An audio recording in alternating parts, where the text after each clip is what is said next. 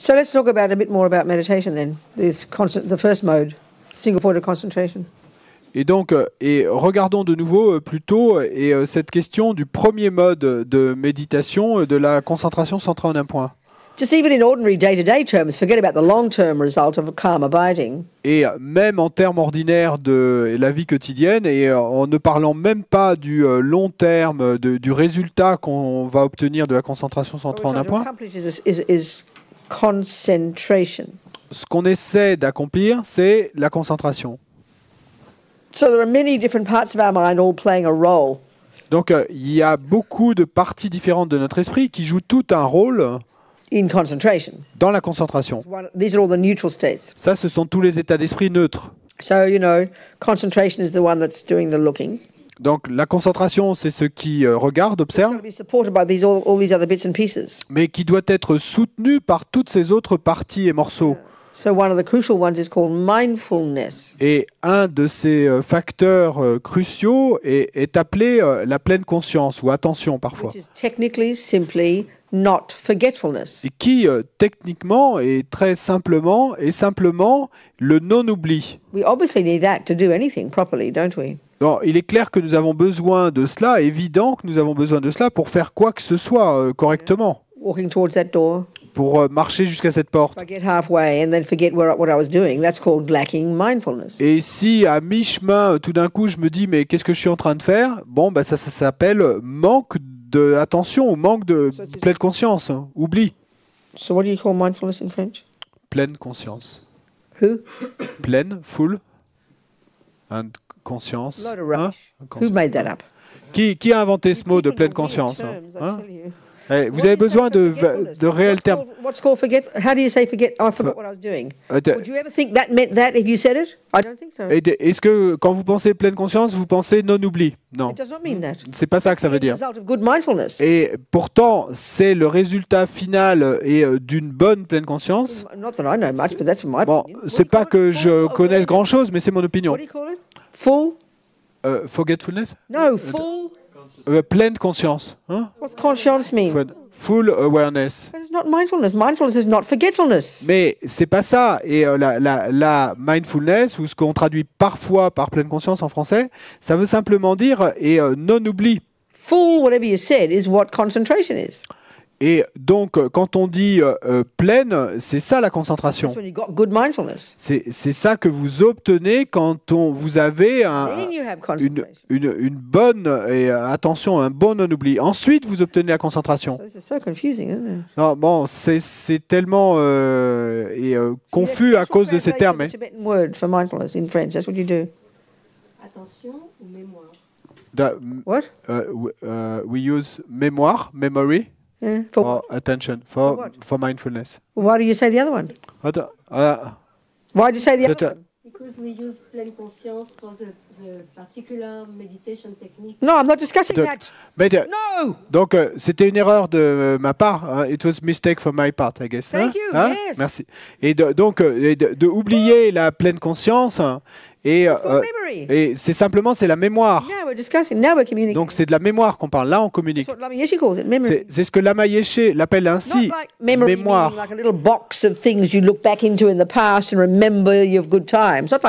Pas comme cette petite boîte que vous auriez avec tous vos souvenirs et qui serait là et toutes vos mémoires et que vous allez regarder quand vous voulez vous repencher sur votre passé.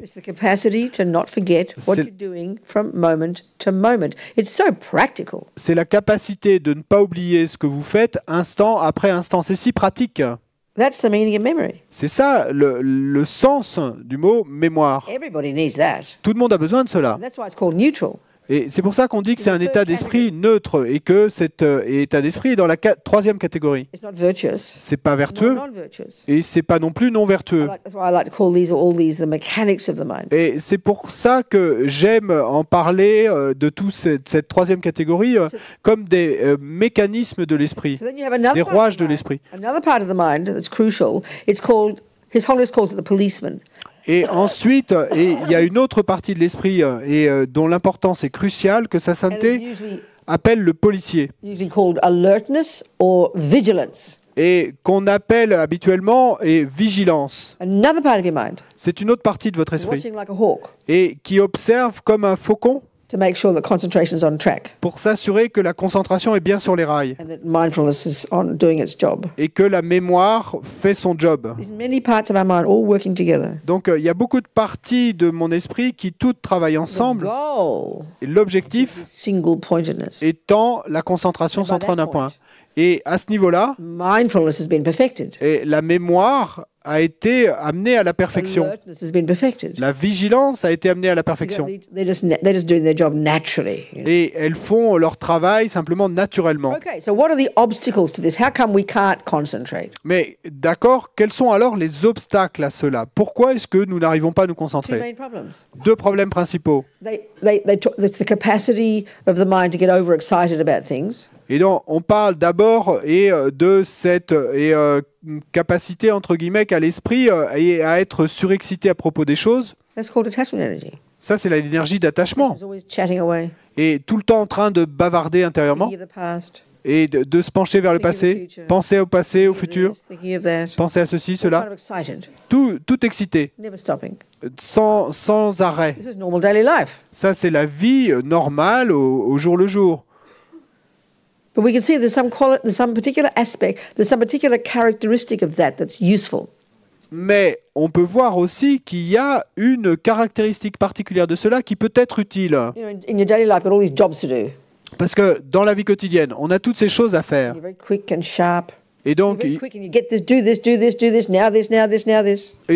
très rapidement et de manière très aiguisée, notre esprit peut dire je vais ceci à faire, il faut maintenant que je fasse cela. That's excitement energy. Et ça, c'est l'énergie d'excitation. But there's a sharpness there, isn't there? Mais quand il y a cette énergie-là, et il y a ce côté aiguisé et clair. Now look at the opposite. Maintenant, regardez l'opposé. En méditation. Et on va parler de torpeur. Spaced out. Et de planer. This is the other extreme. Ça, c'est l'autre extrême. But if you want to think of it in ordinary daily life terms, et si on veut réfléchir à cela en termes de la vie de tous les jours, l'excitation. When you're wide awake and wound up and all perky and excited and do this and go here and go there, boom, boom, boom, you know. Et c'est quand vous êtes complètement éveillé et que vous êtes tout guiré à aller faire ceci et cela et que tout se fait l'une chose après l'autre. There's a sharpness there. Mais il y a ce côté aiguisé qui est là. And the other extreme, l'autre extrême. Sleep, basically. Et bon, en fait, c'est le sommeil à la base. Le sommeil est le pire niveau de torpeur, non? Isn't it? Non? So these are the two extremes. And now look at the characteristic of dullness. Donc ça, ce sont les deux extrêmes. Mais regardez les caractéristiques de la somnolence ou de la torpeur. C'est l'opposé de ce côté aiguisé. Thick and spaced out and heavy. Et où notre esprit va devenir complètement planant et lourd. So this is my way of saying it. Donc, voici ma façon de le dire. When you've got concentration, quand il y a concentration, concentration is like this invisible place between these two. La concentration, c'est comme cet endroit invisible entre ces deux extrêmes. C'est ma façon de le dire. This is my way of saying it. Okay? C'est ma façon de le dire, d'accord? The sharpness, et vous avez gardé ce côté aiguisé. Mais par contre, vous avez jeté l'excitation qui allait avec. Et puis, regardez la caractéristique quand l'esprit est somnolent et relax. Il est calme. Non?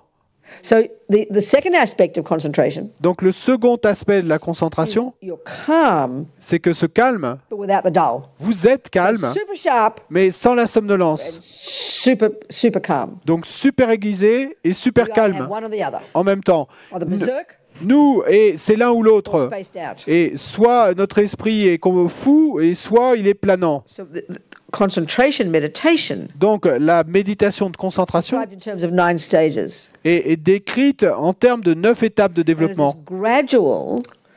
Et c'est cet accomplissement gradué de focus, d'un focus qui est aiguisé et clair.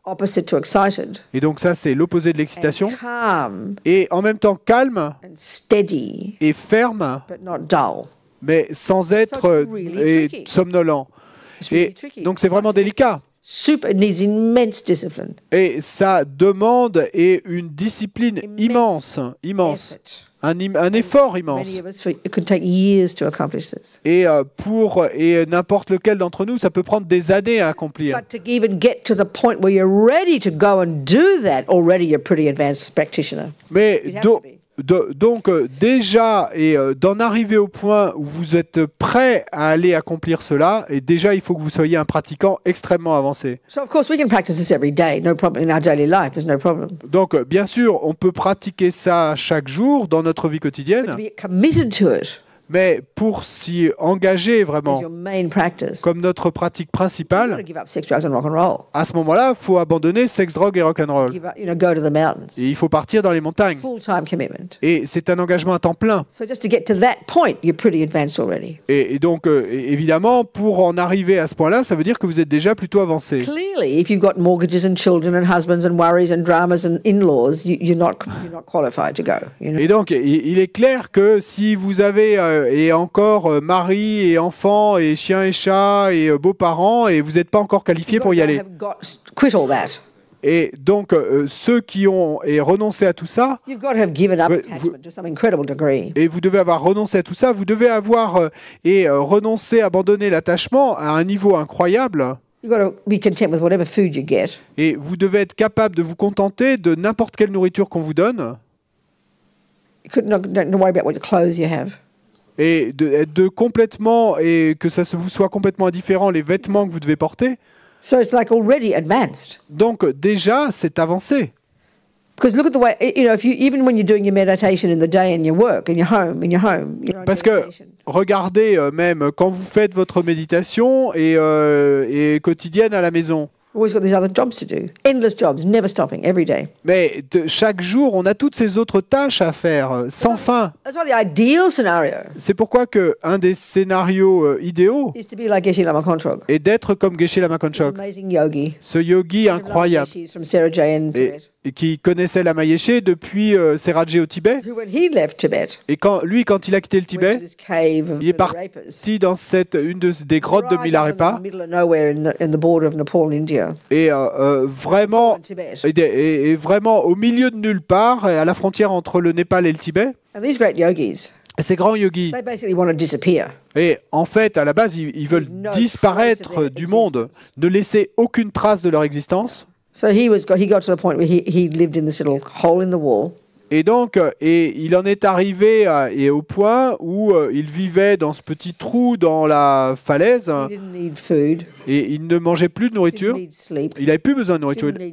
Il n'avait plus besoin de sommeil ou de vêtements. Donc il était vraiment au-delà. Hein. Et il ne se contentait pas de pratiquer la concentration centrée en un point. C'était un grand yogi tantrique. Et sa pratique, c'était Vajrayogini. Et comme le dit Lama Zopa Rinpoche, il vivait dans la terre pure de Vajrayogini. Ça, c'est la meilleure option. Et jour et nuit, non-stop. Et pour obtenir des réalisations.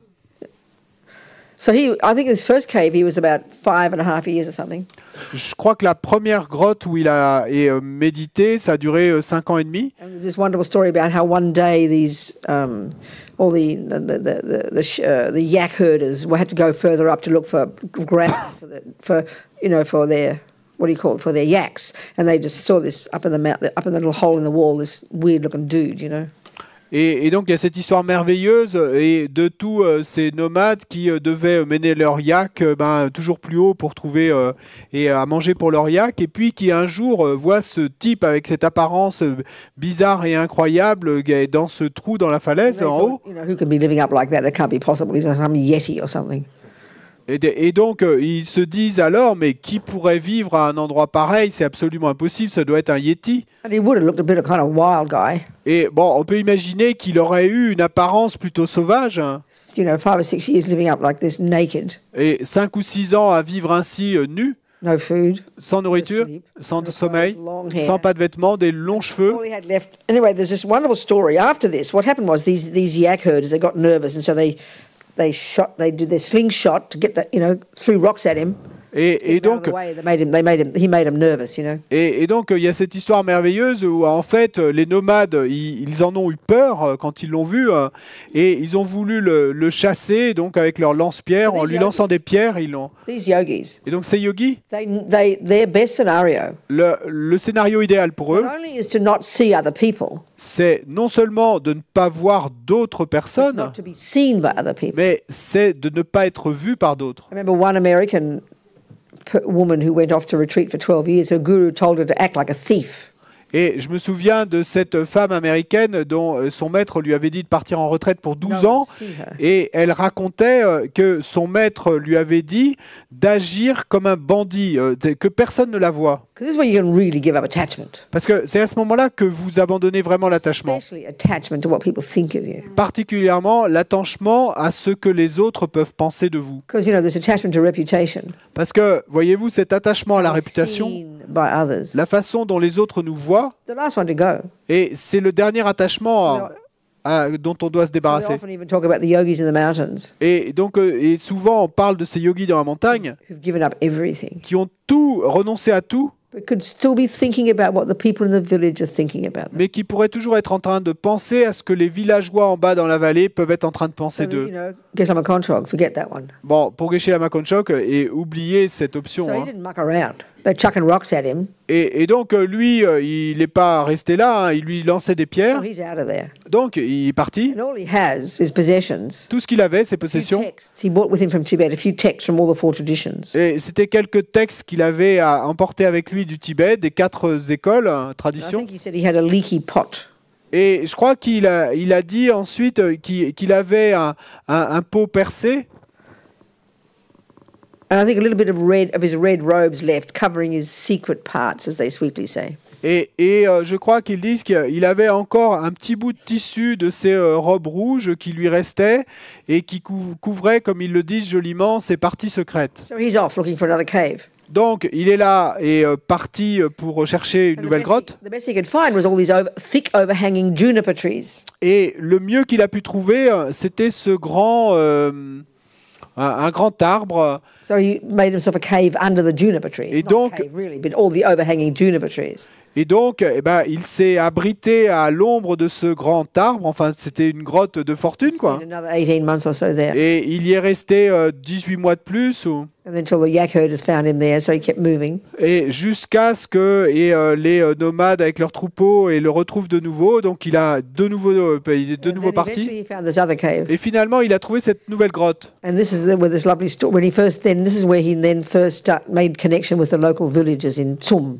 Et c'est là que pour la première fois, une connexion s'est créée avec les villageois locaux. C'était dans la vallée du Tsum.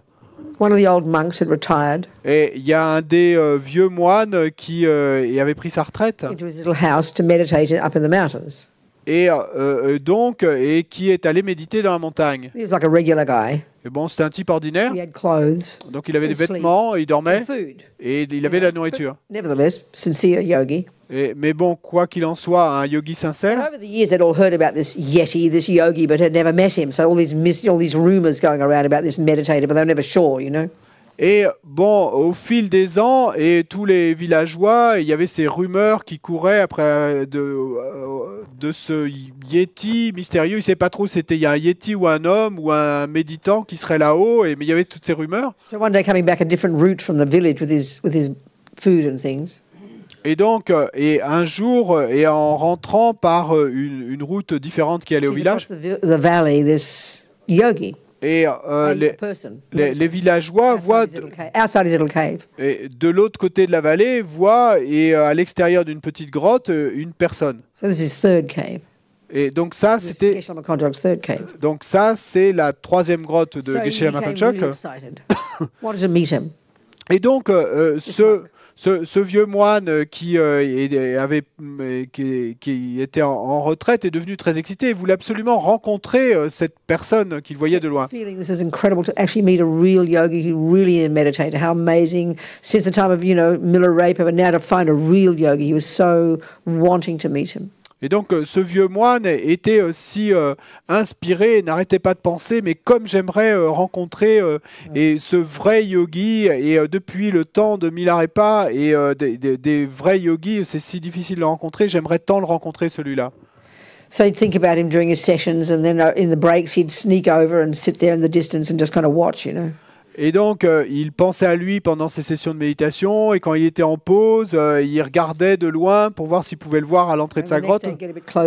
Et puis, le jour suivant, il s'est rapproché un peu. Et le jour suivant, il a jeté une pierre sur le toit de la grotte. Et puis, le jour suivant, il est finalement entré dans la grotte et il s'est assis en face de Geshe Lama Konchok. Et je crois qu'il avait une peau de mouton, il était assis sur une peau de mouton, nu, toujours, et une apparence dure. Bon, il vivait au milieu des éléments depuis 6 ou 7 ans, ou 7 ou 8 ans. Long hair. De longs cheveux. Long beard just from here, you know. Et une longue barbe, simplement du menton. Little bit of red near his secret parts. Et un peu de tissu rouge autour de ses parties secrètes. Et assis en posture du lotus complet, ses mains sur ses genoux comme cela. Et aucune possession. So he would talk to him. Donc, et le vieux moine a parlé à Geshe Lama Konchok, aucune réponse. Bon, j'ai oublié combien de jours ça a pris, mais une des fois suivantes, peut-être le lendemain, il est revenu avec une petite offrande. Je ne sais pas si c'est du sel ou il y a un certain sens à l'offrande de sel, mais quelque chose. Et il lui a supplié de recevoir son offrande. Et alors, Geshe Lama Konchok a ouvert les yeux. Go away, don't bother me. Et lui a dit, fous le camp et ne me dérange pas. Bon, finalement, une conversation s'est installée et il l'a supplié de lui enseigner. Et finalement, Geshe Lama Konchok a accepté. Et il lui a promis de lui donner des enseignements et de lui donner des initiations. Et tant qu'il n'en disait rien à personne d'autre. Et à condition qu'il promette de ne jamais abandonner sa pratique. Et donc il a dit d'accord. Et donc pendant quelques années, ce vieux moine a reçu des enseignements de Geshe Lama Konchok. Et finalement, Geshe Lama Konchok a quitté sa retraite. Et il y a cette très belle histoire. I was doing the biography, and then it sort of stopped because Tenzin Zopa, the attendant, asked me to stop doing it. I don't know why. It's just sitting there now, not happening. I don't know. Bon, moi je travaillais sur la biographie de Geshe Lama Konchok, et puis à un certain moment, et Tenzin Zopa, qui avait été l'intendant de Geshe Lama Konchok, m'a demandé d'arrêter, je ne sais pas pourquoi. Donc, et donc maintenant le projet s'est arrêté, mais Tenzin Zopa, lui, l'ancien intendant de Geshe Lama Konchok, maintenant il est Geshe, il enseigne dans les centres. Et donc, quand je travaillais sur cette biographie, j'ai demandé à Tenzin Zopa et à qui je devais interviewer. Et ça, c'était à Kopan. Et il y a sa vieille tante qui était là. Et donc, je lui ai demandé, et sa tante, je ne devrais pas l'interviewer parce qu'elle était là tout le temps. Et il m'a dit, non, elle ne connaît rien de sa vie. Et bon, je suis désolé, je vais faire un commentaire sur les garçons. Là, mais... En fait, je l'ai interviewé. Et les histoires les plus touchantes et émouvantes.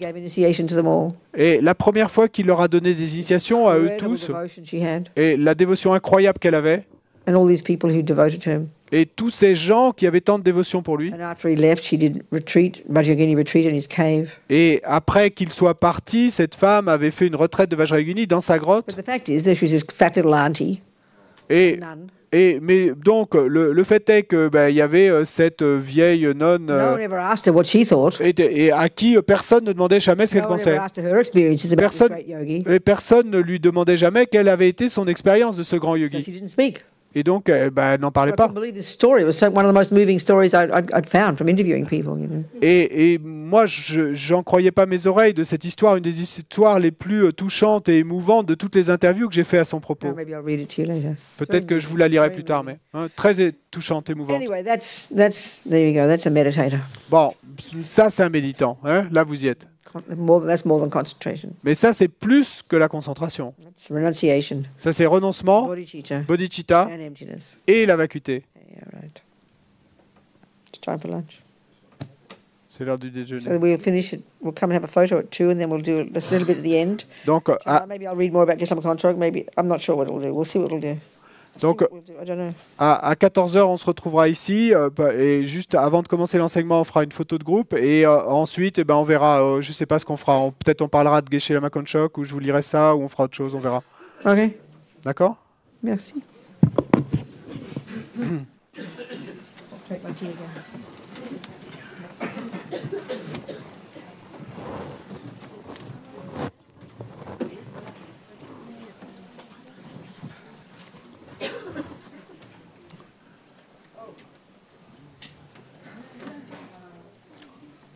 Please, English-speaking people on internet, if you can hold on for a few seconds. Et aussi les Français sur internet, si vous pouvez rester quelques instants. J'ai une annonce qui vous concerne aussi dans la Gompa, also for you in the Gompa.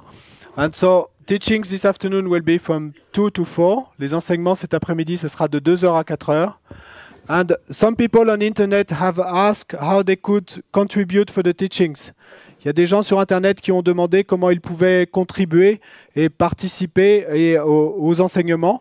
Donc, vous savez que les enseignements à l'Institut et en ligne sur Internet, notre politique et notre volonté, c'est que ça soit, et selon la tradition bouddhiste, offert. You know that our policy and the way we see things in the Institute is that teachings are offered freely, whether it's here in the Gompa or on internet. So if you want to contribute and to answer your request we've put on internet, whether it's on the Facebook page, on the YouTube page, there is a link that says donation.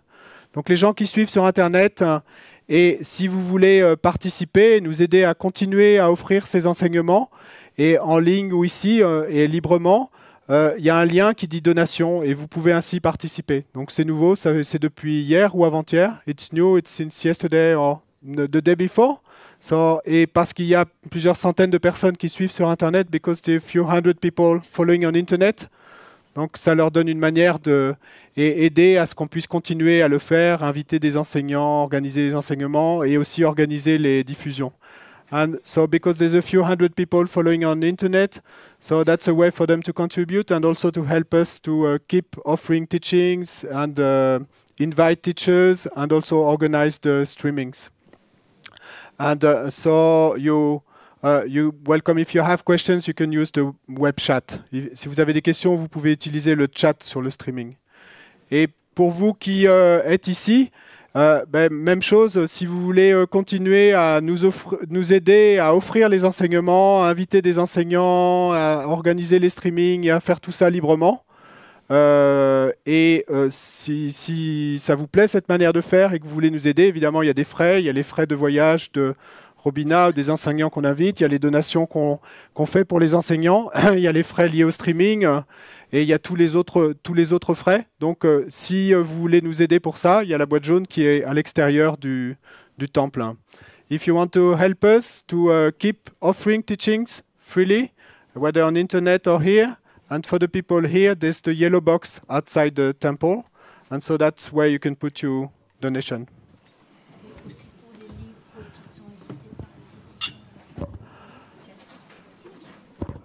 Donc, on me demande quant aux livres gratuits, Us for the Free Books, pour les livres gratuits des éditions Vajrayogini, c'est une caisse différente. Donc, ne mettez pas dans la boîte jaune, donnez à l'accueil dans une enveloppe ou spécifiez que votre donation est pour l'édition de livres gratuits.